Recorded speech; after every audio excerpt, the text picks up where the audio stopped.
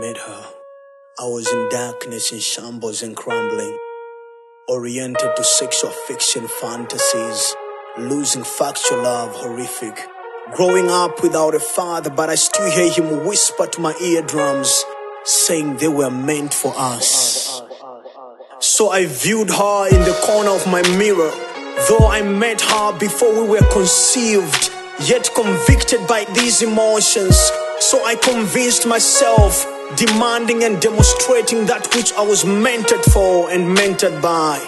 They are our sexual slave for our sexual orientation. Please do not judge me by my words. Now you can embrace freely what I've achieved from failing miserably, stepping into the pool of honest. Abuse means I've overused her love, her body and her soul. Abusing her, every soft skin of Jezebel I laid my hands on, left me vulnerable, vacuum confined, conformed to a wheelchair, of wanting more of a meat, you see. Don't blame me, I'm an African and Namibian. We love meat, especially human and women meat.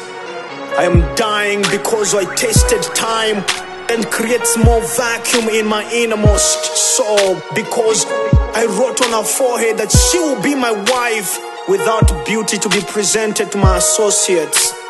So I locked her in the closet, then heap up myself with concubines, photogenic outward yet decaying inside, irresistible and irreversible. The beauty of harlots entangled me in the cobwebs of evil. Be careful, because you too might be walking on the thin ice. She asked me, what defines you as a man? What defines me as a woman? Seeing her tears, suffering, enduring, hoping that there will be a change.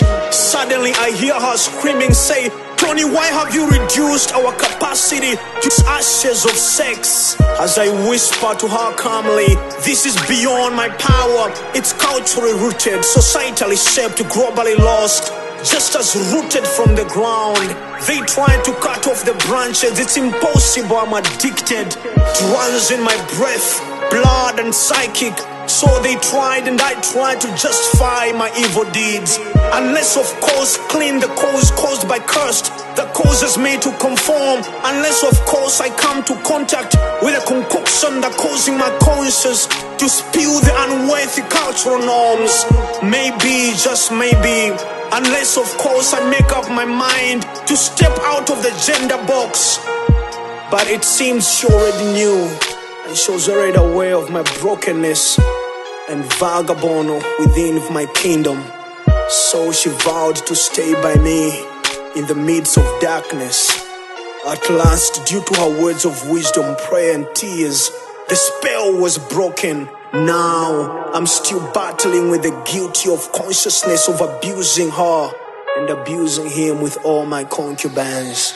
Before I met him, I was in darkness and shambled, but yet gripped me with arms of love or forgiveness. Before I met him crushed, I was in darkness.